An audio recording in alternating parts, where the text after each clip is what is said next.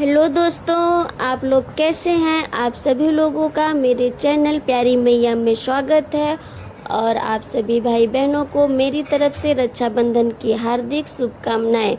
तो दोस्तों, आज हम जानेंगे कि रक्षाबंधन का त्यौहार कब से और क्यों मनाया जाता है। तो आइए रक्षाबंधन की कथा या कहानी सुनते हैं। बहुत समय पहले असुर राजा बलि बहुत पराक्रमी दानी और भगवान विष्णु के परम भक्त थे। उन्होंने अपने पराक्रम से तीनों लोकों पर अधिकार कर लिया। देवताओं ने भगवान विष्णु से प्रार्थना की कि वो उनकी रक्षा करें। तब भगवान विष्णु ने वामन अवतार धारण किया और एक छोटे ब्राह्मण बालक के रूप में राजा बलि के यज्ञ में पहुँचे। उन्होंने राजा बलि से केवल 3 पग भूमि दान में मांगी। राजा बलि ने तुरंत वचन दे दिया।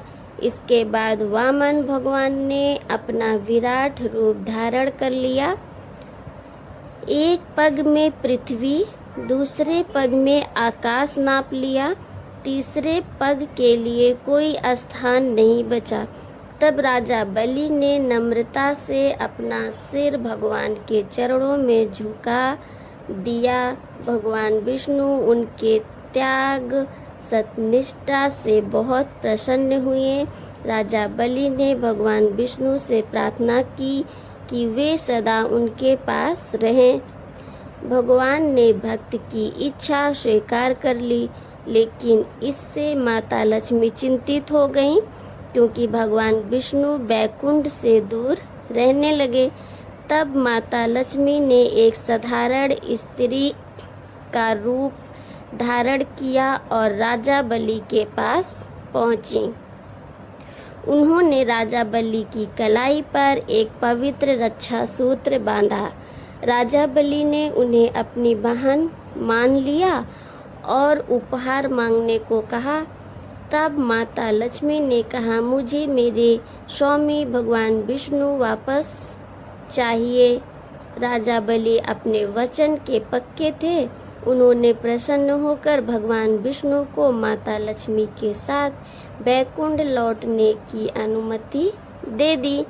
कहा जाता है कि उसी दिन से रक्षा सूत्र बांधने की यह पवित्र परंपरा रक्षाबंधन के रूप में प्रसिद्ध हुई।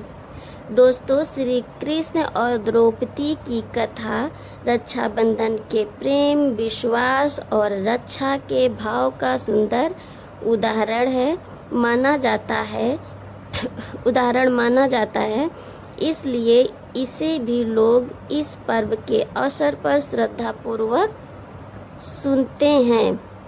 यह पर्व केवल भाई बहन के प्रेम का ही नहीं, बल्कि विश्वास, सम्मान, स्नेह और एक दूसरे की रक्षा के संकल्प का प्रतीक है।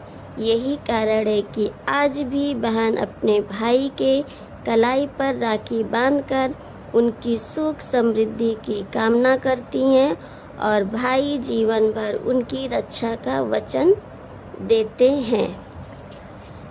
तो दोस्तों, यहीं पर कथा समाप्त होती है। आशा करती हूँ कि आपको कथा पसंद आया होगा।